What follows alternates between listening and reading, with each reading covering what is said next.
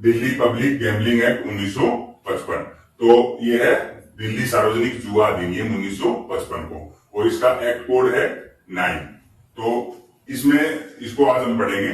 तो सबसे पहले इसकी सेक्शन एक में इसका बताया गया है कि इसका परिचय, सामान्य परिचय, इसका क्या नाम है, क्या इसका विस्तार है, इसके बारे में। तो सिंपल सी बात है, ये दिल्ली सार्वजनिक जुआ अधिनियम 1955 कहा जाएगा और इसका विस्तार पूरी दिल्ली पे रहेगा। ये सेक्शन एक कहती है।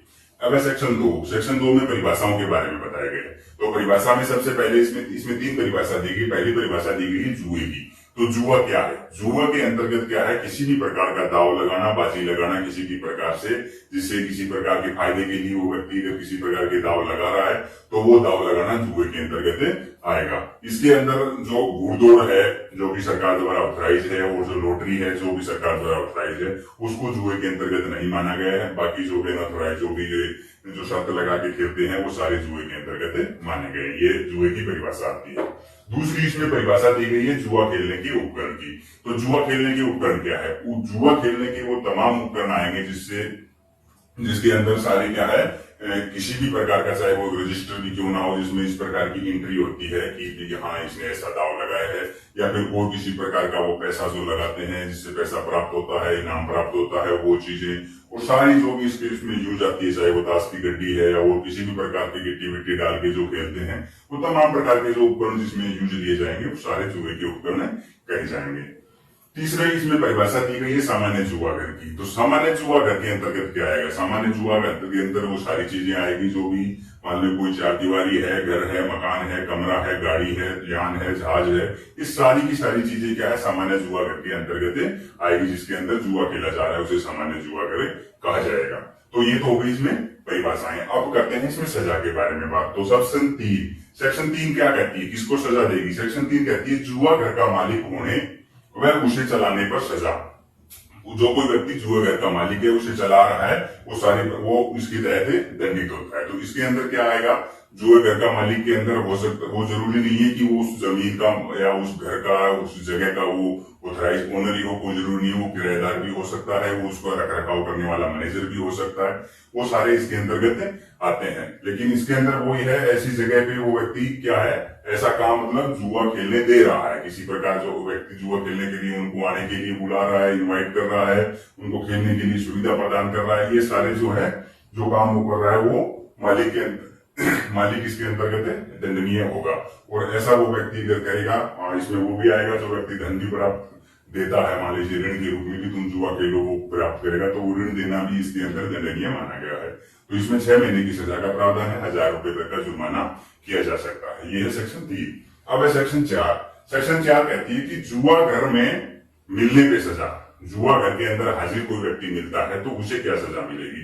तो इसके अंदर 2 पॉइंट बनाए। सिंपल सी बात है, कोई भी व्यक्ति अगर जुआ घर के अंदर पाया जाता है, अब कोई भी व्यक्ति इसके अंदर सारे काउंट कर लिए हैं, चाहे नौकर है, चाहे वो उसकी पत्नी है, जिस व्यक्ति का वो घर है उसी की, वो सारे के सारे इसमें वो माने जाएंगे कि वो जुआ खेल रहे हैं। तो इसके अंदर पहले में तो पॉइंट तो ये कहता है कोई व्यक्ति जहां जुआ खेला जा रहा है नियत के साथ ही वहां है अवेलेबल कि हमें जुआ खेलना है, तो वो व्यक्ति आ जाएगा। दूसरा इसमें क्या है, वैसे हो सकता है उसका इरादा ना हो, ना खेलने का, वैसे ही गया हुआ हो, तो जब तक वो ये साबित नहीं कर देगा कि मैं यहाँ जुआ खेलने के लिए नहीं आया, किसी और काम से आया था, तब तक वो ऐसा समझा जाएगा कि वो यहाँ जुआ खेलने के लिए आया है। ये कहती है सेक्शन 4।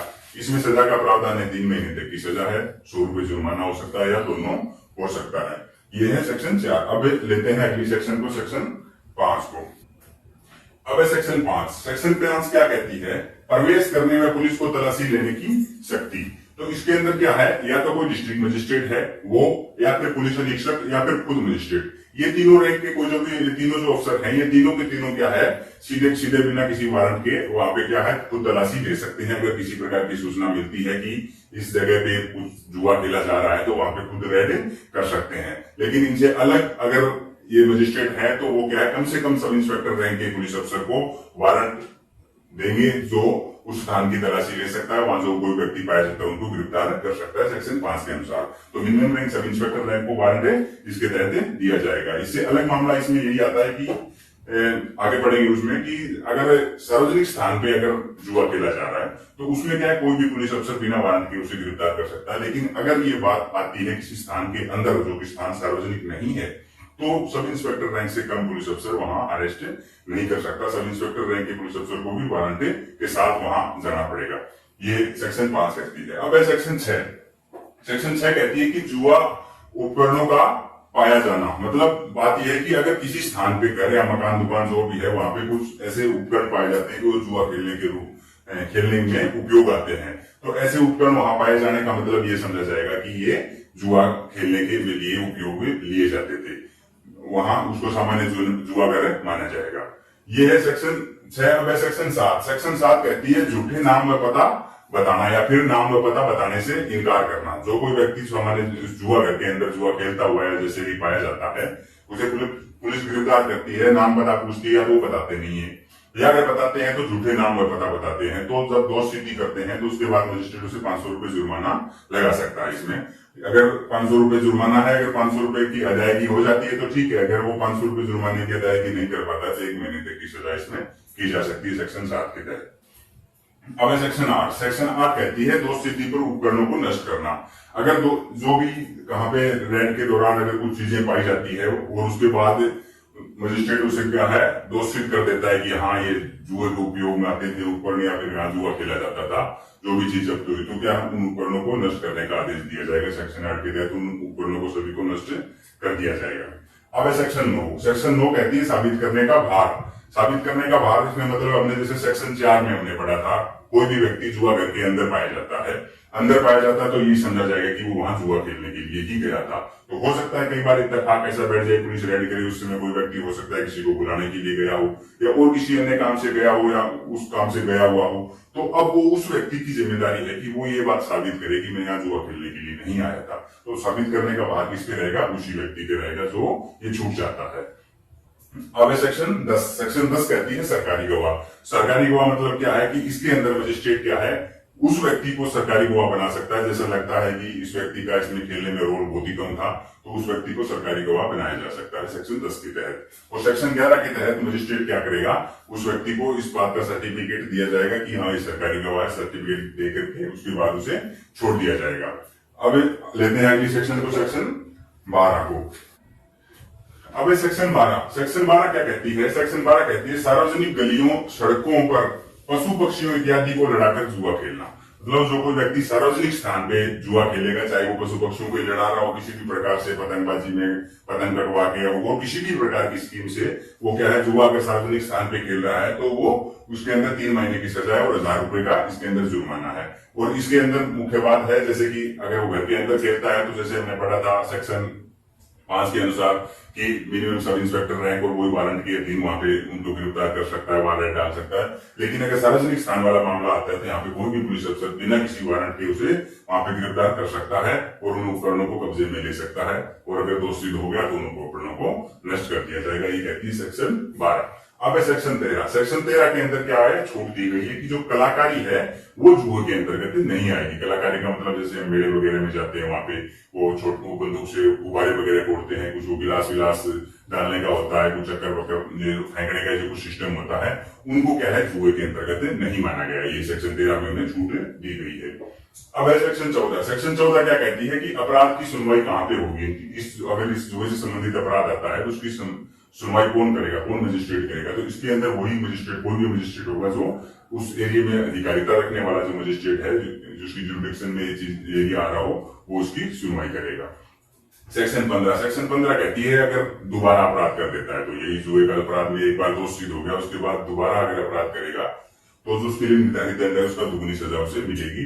इसके अंदर मुख्य बात हो कि सजा सेक्शन 3 और 4 वाला जो अपराध है वो रिपीट करेगा तो इसमें सजा दुगनी हो जाएगी। ये सेक्शन 15 कहती है। अब है सेक्शन 16। सेक्शन 16 क्या कहती है कि किसी ने सूचना दी है इसके बारे में, तो जिसने सूचना दी है, जो मुखबिर था, उस व्यक्ति को जितनी रकम वहां पे पाई जाती है जुए में, उस रकम का एक हिस्सा उससे क्या है एज ए गिफ्ट मान लो, इनाम स्वरूप उस व्यक्ति को दिया जाता है। ये सेक्शन 16 के अनुसार किया जाता है। अब सेक्शन 17। सेक्शन 17 कहती है रिकवरी ऑफ फाइन।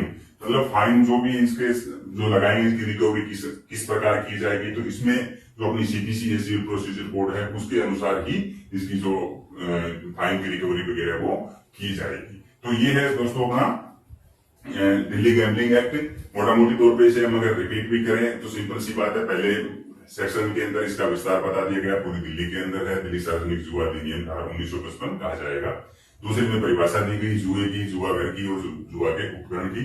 सेक्शन 3 के अंदर जुआ घर का जो मालिक है उसको दंडित किया गया सेक्शन 3 के अंदर, और सेक्शन 4 के अंदर दंडित किया गया किस व्यक्ति को जो वहां पे पाया जाता है, वैसे कोई जुआ ना खेल रहा हो। अब उसके बाद सेक्शन 5 के अनुसार कौन व्यक्ति इस वहां पे रेड डाल सकता है, मिनिमम सब इंस्पेक्टर रैंक बताई गई है या फिर मजिस्ट्रेट खुद रेड डाल सकता है। तो सेक्शन 6 में अगर किसी स्थान पे उपकरण पाए गए तो वो मान लिया जाएगा कि सामान्य जुआ मतलब जुआ खेलने के लिए उपयोग होते थे।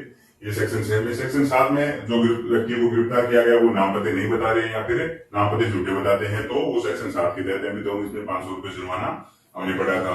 उसके बाद सेक्शन 8 में ये बताया गया कि अगर कोई व्यक्ति दोषी हो गया तो उसके बाद जो उपकरण वगैरह मिले थे वो सारे नष्ट कर दिए जाएंगे सेक्शन 8 के अनुसार। सेक्शन 2 में सबूत का भार जो सेक्शन 4 के अनुसार व्यक्ति वहां पकड़े गए थे वो उन पे भार रहेगा कि वो साबित करे कि वो ना खेलने के लिए थे, तो वो उस पर जिम्मेदारी उन्हीं की है, सेक्शन 9 अनुसार कहती है। सेक्शन 10 में बताया गया है कोई जिसको व्यक्ति का कम रोल होता है उसको मजिस्ट्रेट सरकारी गवाह बना सकते हैं उसे, और सेक्शन 11 अनुसार सर्टिफिकेट देके छोड़ दिया जाएगा, ये सेक्शन 11 कहती है। फिर सेक्शन 12 पढ़ी थी, मतलब सार्वजनिक स्थान पे पशु पक्षियों के आदि को लड़ा के जो जुआ खेलेंगे तो वो सेक्शन 12 अनुसार दंडित थे, उसमें 3 महीने की सजा थी, 1000 रुपए जुर्माना, और बिना वारंट पुलिस अफसर इसमें गिरफ्तार कर सकता है और उन सारी वस्तुओं को कब्जे में ले सकता है। उसके बाद सेक्शन 13 में ये बताया गया, छूट दी गई कि जो कलाकारी है वो जुए के अंतर्गत नहीं आएगी, जो रिंग फेंकना वगैरह वो इसमें आते हैं। सेक्शन 14 कहती है कि इसकी सुनवाई है वो जो अधिकारिता रखने वाला मजिस्ट्रेट है वही करेंगे। सेक्शन 15 अगर व्यक्ति सेक्शन 3 और 4 का अपराध अगर रिपीट करेगा तो उसे दंड है वो दुगुना मिलेगा। इसके बाद सेक्शन 16 में जो मुखबिर है उसको जो रकम वहां जुआ खेलने में वहां पाई गई थी मिली थी उसका कुछ हिस्सा उसे एज ए इनाम स्वरूप दिया जाएगा। उसके बाद सेक्शन 17 कहती है कि इसके फाइन की रिकवरी किसी साहब होगी तो वो होगी सीपीसी के अनुसार, जो सीपीसी का रूल है उसी अनुसार इनके फाइन की रिकवरी होगी। तो